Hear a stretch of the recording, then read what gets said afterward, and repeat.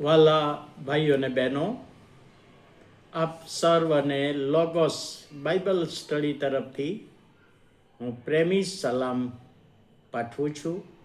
અને આજે 9મી માર્ચ 2026 અને સોમવારનો આ નવો દિવસ આપણા જીવનોમાં પ્રભુએ બતાવ્યો છે.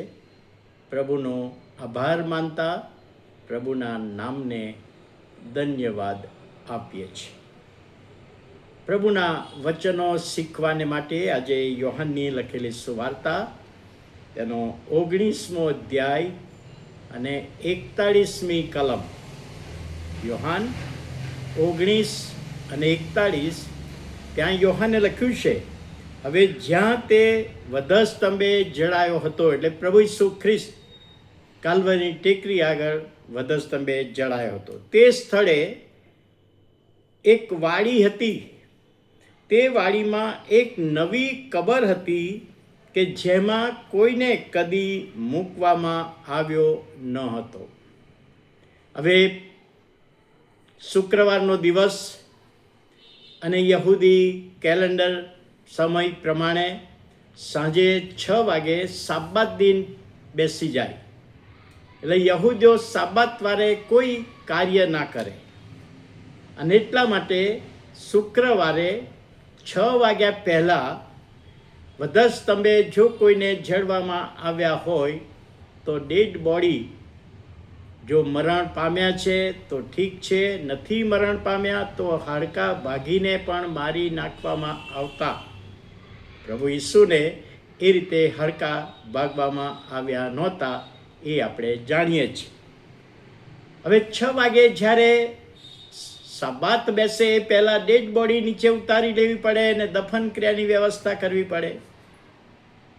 હવે મારા અને તમારા પ્રભુ માટે ડેડ બોડીની વ્યવસ્થા કરવાને માટે કોઈ હાજર પણ નહોતું, શિષ્યો પણ ત્યાં નહોતા. હવે એવા સમયે અરીમથાઈનો યુસફ, જે નજીકમાં જ પોતાની કબર હતી, એણે ઓફર કરી કે સમય થોડો છે અને થોડા જ સમયમાં દફન ક્રિયા પતાવવાની છે, તો મારી કબર નવી મેં મારા કુટુંબ માટે મોટા પથ્થરમાં કોતરાવીને બનાવી છે, ખાના પાડીને. તો એ કબરમાં અત્યાર સુધી કોઈને મૂક્યા નથી, તો ઈસુને એ કબરમાં મૂકો, હું મારી કબર આપું છું. અને સુવાર્તાના લેખકો કહે છે કે અરીમથાઈના યુસફે પોતાની કબર પ્રભુ ઈસુ ખ્રિસ્તને દફનને માટે આપી. આપણે જાણીએ છીએ કે ત્રીજા દિવસે વહેલી સવારે એ કબરનો પથ્થર આગળ જે મૂકેલો એ હટી ગયો, ખસી ગયો, અને પ્રભુ ઈસુ ખ્રિસ્ત કબરમાંથી બહાર આવ્યા. પણ અરીમથાઈના યુસફે જે કબર પોતાના કુટુંબને માટે બનાવેલી ને પોતાના કુટુંબમાં જે પહેલું મરણ પામશે એને દફન કરવામાં આવશે, અને કેટલાક સમય પછી એના જે હાડકાં લઈને કબર ફરીથી સાફ કરીને બીજા કોઈને એ કબરમાં દાટવામાં આવે, એવી વ્યવસ્થા અને એવું કલ્ચર હતું.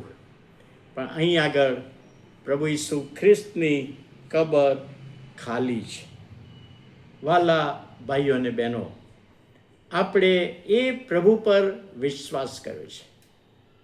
ખાલી કબર, ખાલી કબરનો સંદેશો અને કબરની સાથે જોડાયેલો અરીમથાઈનો યુસફ પોતાના કુટુંબને માટે ધનવાન હતો, અને યહૂદી કલ્ચર પ્રમાણે પોતાના કુટુંબને માટે એણે વ્યવસ્થા કરી હતી કે મારા કુટુંબનું કોઈ વ્યક્તિ મરણ પામે તો આ કબરમાં દફનાવવામાં આવે.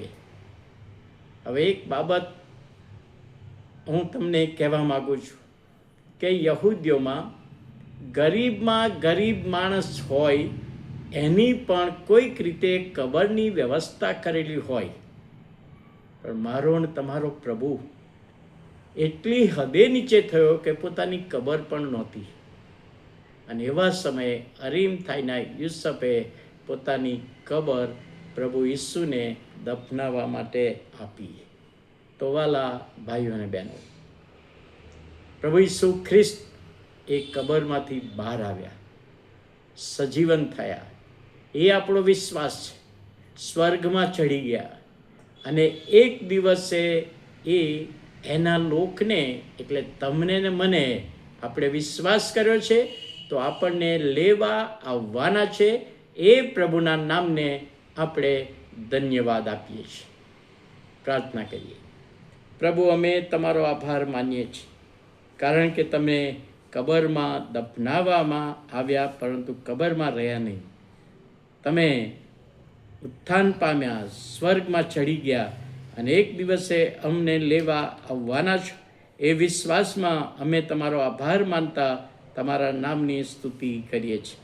ઈસુ પ્રભુના નામે સાંભળો, માન્ય કરો. આમેન.